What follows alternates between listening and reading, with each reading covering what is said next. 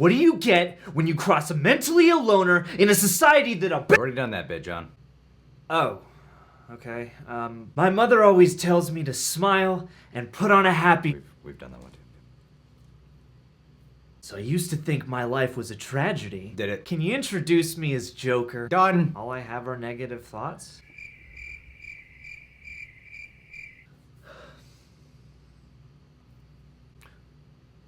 Did you come up with something? I'm just thinking of a joke. Do you want to tell it to me? You wouldn't get it! Alright people, well we let you guys vote at our community page from the top 3 what Wiki gathers the most requested ones for the next trailers revisited. Joker easily took the vote, but the next 2 are second and third place, so keep a lookout for those videos. This is, I think, a day after the 1-year anniversary of the Joker trailer debut. Trailers revisited, we go back and look at the first trailer again to see how accurately portrayed was the movie. My memory serves me correctly, it's pretty accurate. But a fun thing to also do is also look at the initial expectations that formed and then go in. You'll get it. Let's watch it. Arthur, does it help to have someone to talk to?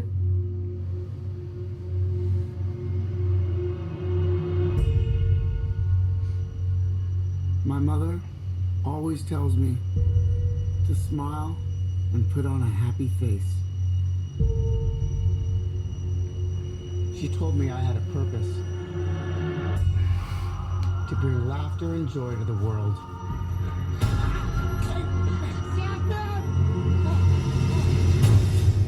Symbolism! So many Easter eggs in that one shot alone. Or is it getting crazier out there? Smile, though your heart is aching. Smile, even though it's breaking. When there are clouds in the sky, you'll get by. What?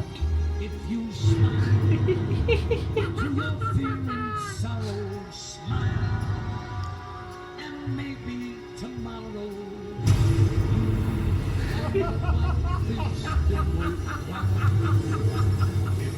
What's so funny? Just freak. Because he fell. Gotham's lost its way. What kind of coward would do something that cold-blooded? Someone who hides behind a mask.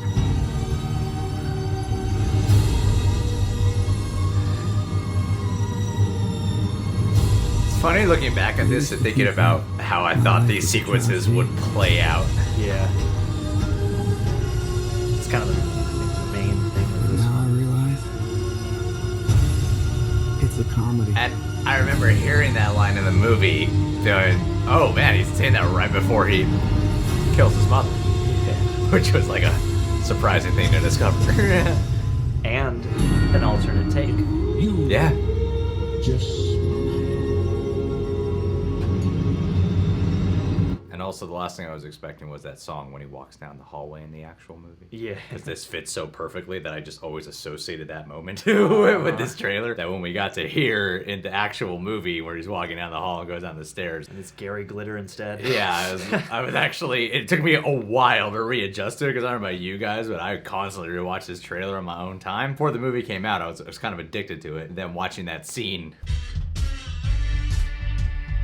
it's like, oh, I'm actually having a bit of a difficulty readjusting my brain to this. I'm so used to the Smile song going over it and the crescendo moment. I don't know if you've seen any of other trailers revisited, but it'll be a little bit of a different one because this one I feel like will really be based off of how I really thought these sequences would actually play out when watching the movie, because tonally it's pretty accurate. It's pretty spot on. yeah, It really captures the feeling. I mean, for trailers which are often known to be heavy on spoilers or mismarketing the kind of film it is, I think this trailer really really gets it. Like, and so did the second trailer, actually. And the second trailer felt a little bit more like just an expansion of the first one. Obviously, you're not going to get all the plot details in a trailer, so I love that they let a lot of it lead with the visuals, the mood, and the tone, when really there's all these different plot details that come out in the film are not really alluded to in here. Yeah, you get the relationship with the mom, which I thought might be, when watching the film, I thought it was probably going to be a really endearing quality, and that she would probably have a tragedy befall her,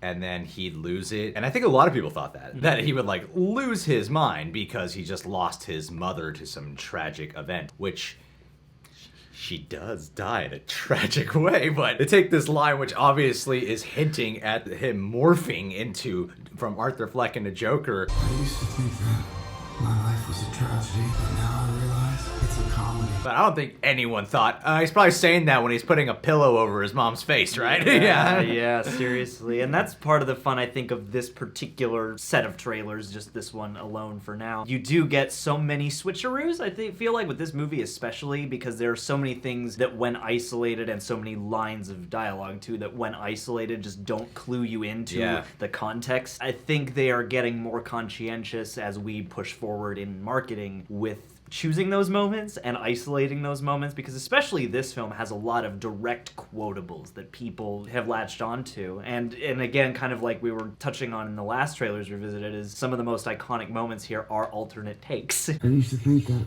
my life was a tragedy, but now I realize it's a f***ing comedy. So you learn that delivery, but it's not really how it goes in the movie. I think what's funny is this was like one of the first trailers where we really went on a hardcore trailer breakdown of it. Then I watched some other people's trailer breakdowns, and I think a lot of us were pretty similar in how we thought things might play out, because this trailer makes it look like he's kind of leading a normal life and he's like a mental health patient checking in Arkham a lot. The way they cut it together makes it look as if he has the sign, he gets it jacked from him, like, by Act 2. I don't think a lot of us were expecting that to be the opening moment, especially with the smile, because the way this trailer does it makes it seem like that's closer to his breaking point. Yeah, that's the full Joker. Yeah, whereas this movie starts off just with that, like, brilliant opening scene. And so the trailer kind of makes it look like he's gonna get hit by the sign, and then he's going to, at some point, get on the subway, and it's all gonna happen in the same day. Yeah, definitely. I think a lot of us did predict that he probably kills those people on the subway, and that's what they were talking about with the gun stuff. But then, you know, there's also other elements that are not really expounded upon in this trailer that are heavily in the movie. It's like a twist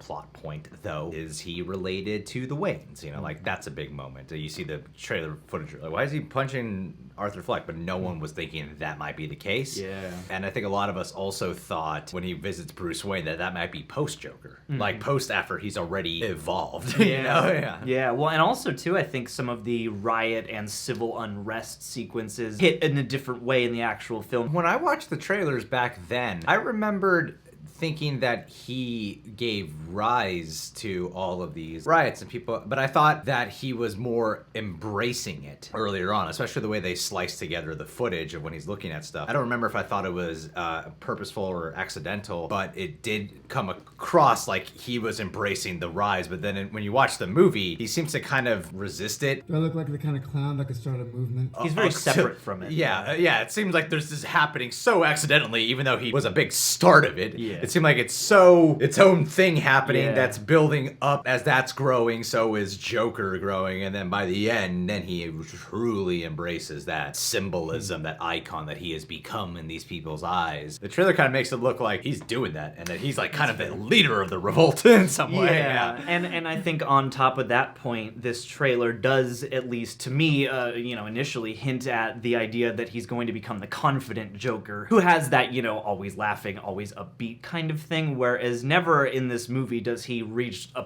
point where he is just consistently the traditional Joker, whereas in this trailer there were flashes of moments where I was like, oh, maybe he's going to become the traditional Joker, right, and maybe this stuff on the talk show is going to play out entirely differently, because you see the movie and then you realize, like, the Joker is still being formulated even as he goes on to Murray's show, Well, I think the Murray show point is probably the biggest thing that I loved about coinciding the storytelling of the actual film with with the trailer because both trailers treat it as a build-up to the actual interview, and you don't see any glimpses of you see glimpses of pretty much everything else. And you see glimpses into before the interview. And he's in the green room, you'll see that, but you don't actually see any footage of the interview itself. So I remember being in the theater and like, oh, here's the moment. Because the trailers have fun with you that like, oh, it's building to this talk show interview. That's where this movie is headed. I think it like kind of subconsciously programs the audience into remembering that, like seeing this footage, but also going, I actually don't know what goes on in that interview. Even though when I was watching the movie and I was like, he's probably gonna kill him. It was kind of like a two feelings. One was a surprise in the sense of like intensity. Another was I'm not really shocked that he did it, if that makes sense. Some of the biggest quotes are coming from that interview moment. The biggest, I think it's so grand that we were already quoting this movie and making fun of it and stuff, having so much fun with the, not making fun of it in a bad way, but in a way that was already like, this was loved already. And then the scene that they reserved as the ultimate finale moment, because you'll even see the ambulance crash moment in the trailer, which is post Murray interview. But I love how both the trailers don't show you any of that footage, really letting you feel a sense of anticipation and build up to that interview. I feel like I've said the word interview countless times now. No, I think this is a really well done trailer in the sense that it really represents the movie and the movie's tone. It really feels like the movie, but it also leaves a lot of contextual surprises. It pulls from footage across the film, but does a really nice job of keeping the context pretty vague. So I'd say this is a very successful trailer. All right, guys. Joker, trailers revisited, completed. Thank you guys for voting on this one. I didn't even realize that it's the 1 year anniversary. I mean, we're a day late. We're shooting this on the day of. We're a day late. A lot of so many technical problems today. Keep a lookout for the other two that have been voted on. We want to do this like weekly. It's been a fun segment to bring back. How do you feel revisiting this trailer? Any special thoughts that come to mind? Did the movie live up to your expectations? Subscribe to The Real Rejects. Click that notification bell. Do keep a lookout on our community page because we are engaging there a lot more than ever before. Much love.